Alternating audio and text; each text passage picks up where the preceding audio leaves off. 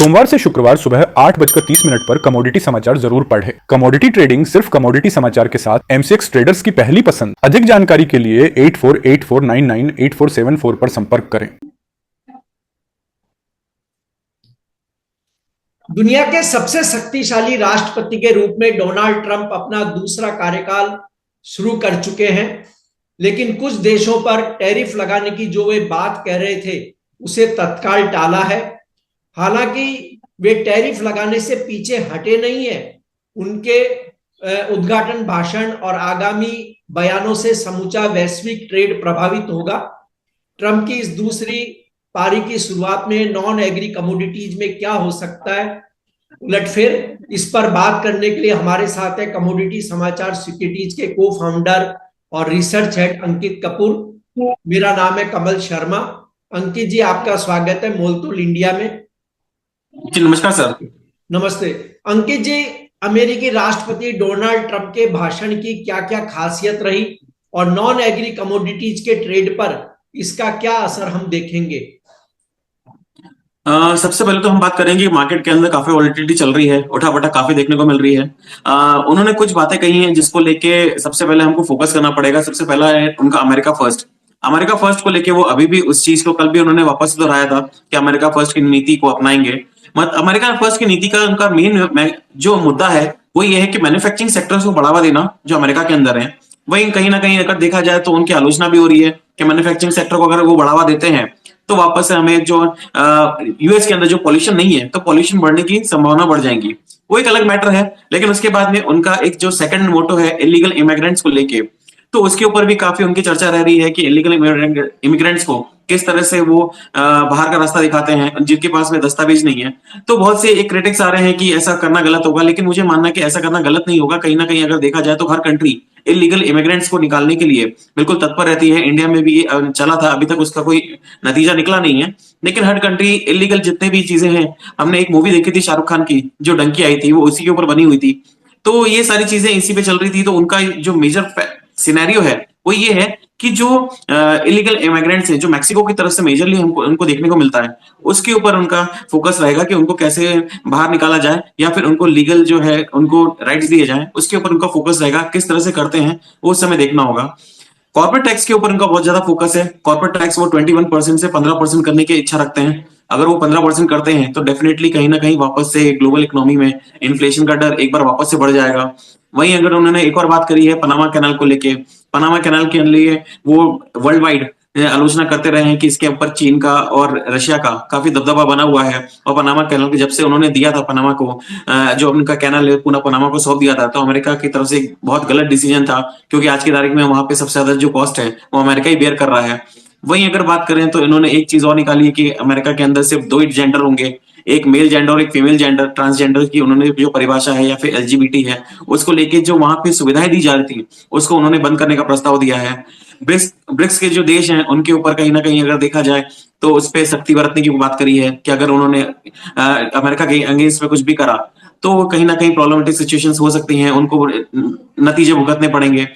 इस तरह की कंडीशंस उन्होंने बहुत सारी लगाई हुई हैं। एक बहुत बड़ा जो मैटर हुआ है वो ये है कि वो उन्होंने WHO की तरफ से अपने आप को एग्जिट कर लिया है। वर्ल्ड हेल्थ ऑर्गेनाइजेशन की तरफ से सबसे ज्यादा अगर देखा जाए तो पैसा जो है WHO को अमेरिका ही देता है। और वहीं अगर बात करें तो सबसे ज्यादा सपोर्ट है WHO जो उनका मानना है वो चाइना को करता है। तो इस तरह की कंडीशंस के कारण कहीं ना कहीं WHO से वर्ल्ड मार्केट के अंदर कहीं ना कहीं इफेक्ट पड़ेगा। जो WHO ऑर्गेनाइजेशन बनी है उसके ऊपर भी इम्पैक्ट आएगा। तो ये सारी कंडीशंस उन्होंने जो रखी हुई हैं, इसके कारण मार्केट में काफी ग्लोबल हलचल मची हुई है। उन्होंने बोला है कि अगले 10 दिन के अंदर 1 फरवरी से लागू होगा मैक्सिको के ऊपर और कनाडा के ऊपर 24.5% टैरिफ लगा सकते हैं। तो मार्केट के अंदर डर तो देखिए बना हुआ है और इसी डर के कारण मार्केट के अंदर स्पेशली गोल्ड सिल्वर के अंदर देखें तो काफी वॉलेटिलिटी हमको देखने को मिल रही है। कल उन्होंने जब बात करी थी कि अभी हम लोग टैरिफ नहीं लगा रहे हैं, तभी एकदम से गोल्ड नीचे आया था। जो गोल्ड और कॉमेक्स गोल्ड स्पॉट में और फ्यूचर में जो डिफरेंस हो गया था $40 का, वो कहीं ना कहीं अब $18 से $20 का रह गया है। तो आने वाले 10 दिन काफी महत्वपूर्ण रहने वाले हैं, क्योंकि टैक्सेशन को लेकर किस तरह की बातें करते हैं उसको देखना बहुत जरूरी होगा। कमोडिटी समाचार सिर्फ प्रॉफिट बनाने वाली मशीन नहीं है, बल्कि आपको बड़े नुकसान से भी बचाता है। इसमें आपको रोजाना सुबह 8:30 बजे बाजार का ट्रेंड, न्यूज अपडेट और ट्रेडिंग लेवल्स मिल जाते हैं। अगर आप MCX या सराफा ट्रेडर हैं तो 8484998474 पर संपर्क करें।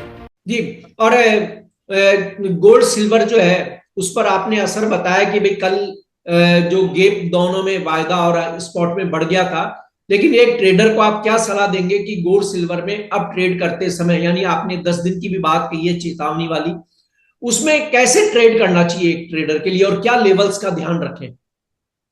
सबसे पहले तो मैं आपको ये बताना चाहूंगा कि 2680 से 2650 का गोल्ड के अंदर एक मेजर सपोर्ट बना हुआ है और रेजिस्टेंस 2730 का बना हुआ है। अगर 27 के 30 के ऊपर अगर क्लोजिंग देता है तो फर्दर अपसाइड रैली हमें 70 से 2780 तक के डॉलर देखने को मिलेंगे, टारगेट देखने को मिलेंगे। वापस से $2780 से $2810 का एक रेजिस्टेंस जोन मेजर बना हुआ है। तो मेरा मानना है कि जब तक $2650 के नीचे गोल्ड क्लोजिंग नहीं देता है तब तक मंदी करके काम नहीं करना चाहिए और बाय ऑन डिप्स की स्ट्रेटेजी रखना चाहिए। मार्केट के अंदर देखा जाए तो टेंशन कहीं ना कहीं क्रिएट है। अभी सिर्फ कल शपथ ग्रहण समारोह हुआ है तो उसके अंदर उन्होंने जो बातें कही हैं उससे वर्ल्ड मार्केट में थोड़ा सा एक प्रेशर बना हुआ है, लेकिन आने वाले टाइम में मुझे लगता है कि ये जिस तरह की बातें चल रही हैं, जिस तरह के उन्होंने पॉइंट्स रखे हैं अपने, और इसी तरह की अगर ये लागू और स्टेटमेंट्स देते हैं तो आने वाले टाइम में वॉलेटिलिटी और देखने को मिलेगी।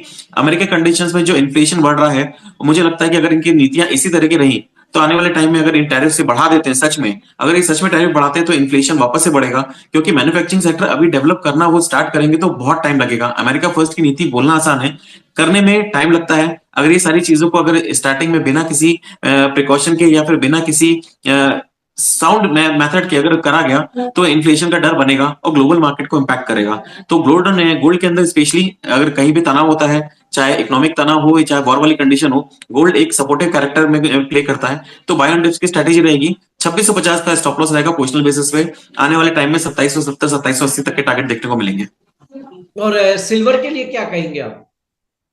सिल्वर के अंदर पॉजिटिव मोमेंटम बना हुआ है। सिल्वर मैंने आपको हम हमेशा से कहते आ रहे हैं, मैं सिल्वर के अंदर काफी पॉजिटिव हूँ। ग्लोबल मार्केट में एक न्यूज चल रही है कि चाइना जो है इस टैरिफ वॉर के कारण पिछड़ जाएगा और पूरा बेनिफिट इंडिया को मिल जाएगा, लेकिन ऐसा नहीं है। चाइना भी अपनी प्रिपरेशन पूरी करके रखा हुआ है। अगर देखा जाए तो एग्री कमोडिटीज की तरफ से अभी अर्जेंटीना की तरफ से जो वो बाय करना चाह रहा था पूरा सोयाबीन, उसने पूरा शिफ्ट कर रहा है ब्राजील की तरफ। तो जिस तरह की सिचुएशंस बन रही हैं तो चाइना भी अपने आप को तैयार करा हुआ है। और 2025 में अभी हमने जीडीपी का डेटा देखा था, वो भी बढ़कर आया था। तो जिस तरह से वापस से ग्रोथ देखने को मिल रही है चाइनीज इकोनॉमी में, तो हमें लग रहा है कि वापस से सिल्वर के अंदर डिमांड बढ़ेगी। और अभी ईवी के अंदर कल डोनाल्ड ट्रम्प ने भी बोला है कि हम ईवी को ज्यादा फोकस करेंगे। और जैसा कि सब जानते हैं टेस्ला काफी फोकस कर रहा है ईवी के अंदर। और वहीं की वहीं अगर बात करें तो एंट्री जो है उसको इंडिया में मिलने की उम्मीदें बढ़ गई हैं, जस्ट बिकॉज ऑफ इंडिया और अमेरिका का जो रिलेशन है, जो मोदी जी का और बाइडेन का रिलेशन है, सॉरी डोनाल्ड ट्रम्प का रिलेशन है, इसके कारण तो मुझे लगता है कि सिल्वर में आने वाले टाइम में डिमांड अच्छी रहेगी और गोल्ड से ज्यादा आउट परफॉर्म सिल्वर करेगा। तो 2025 में जो हमें पूरा ध्यान रखना चाहिए सिल्वर पे, और सिल्वर के अंदर स्ट्रेंथ अच्छी रहेगी तो बाय एंड डिप्स की सलाह रहेगी सिल्वर में भी। जी, क्रूड और नेचुरल गैस को देखें तो कल जो ट्रम्प के बयान थे उसके बाद लगता है कि ये जो एनर्जी सेगमेंट है वो काफी मूवमेंट वाला रहने की संभावना मान सकते हैं। और अमेरिकी इन्वेंट्री भी आ रही है, अब घोषित होगी। तो क्या एक ट्रेडर को आप सलाह देंगे क्रूड ऑयल नेचुरल गैस के लिए? क्रूड ऑयल और नेचुरल गैस में देखिए सबसे पहले तो ये है, कल जैसे इन्वेंट्री आई थी, जैसे उन्होंने स्टेटमेंट दिया था वैसे ही क्रूड ऑयल के अंदर प्राइसेस एकदम से घटे थे और 6550 का सपोर्ट लेके वापस से उछाल देखने को मिल रहा है। देखिए क्रूड ऑयल में तेजी बनी है, लेकिन जिस तरह के स्टेटमेंट आ रहे हैं, क्योंकि उन्होंने बोला है कि हम क्रूड ऑयल को कहीं ना कहीं वापस से प्रोडक्शन और बढ़ाएंगे, जो बाइडेन ऑलरेडी बढ़ा चुके हैं। अगर इसी तरह की कंडीशन वो आगे भी करते हैं और बढ़ाने की कोशिश करते हैं कि ग्लोबल मार्केट में टेंशन क्रिएट करते हैं, तो मुझे लगता है कि इसके अंदर वॉलिटिलिटी ज्यादा रहेगी। ये एक नीचे का दबाव कम है, अगर देखा जाए तो 6200 6300 तक अगर आता है तो वापस एक बाइंग अपॉर्चुनिटी बनेगी। लेकिन वो स्ट्रेटेजिक रिजर्व को वापस भरने की कोशिश की बात कर रहे हैं। अगर उनको ये सारी चीजें करनी है तो वापस से क्रूड ऑयल को नीचे प्राइसेस पे लेके आना पड़ेगा। और अगर उनको नीचे लेके आने की बात करते हैं तो वापस से $65 की बात करेंगे। अगर $65 से $60 की बात करते हैं तो वापस एक कहीं ना कहीं प्रेशर बनेगा ग्लोबल इकोनॉमी में। डिमांड अभी इतनी नहीं है, लेकिन डिमांड अगर ग्लोबल इकोनॉमी बढ़ती है तो डेफिनेटली प्राइस अपसाइड मूवमेंट करेंगे। लेकिन क्रूड ऑयल में इस समय कॉशियस होना जरूरी है। किस तरह के स्टेटमेंट्स वो देते हैं, स्टेटमेंट्स वो किस तरह के देते हैं वो देखना थोड़ा सा और ज्यादा जरूरी हो गया है। क्योंकि देखिए बोलना आसान है कि हम इसको स्ट्रेटेजिक वापस से फिल करेंगे और वापस से हैं, लेकिन वो जो भी नीतियां हैं वो अगले 4 साल के लिए हैं।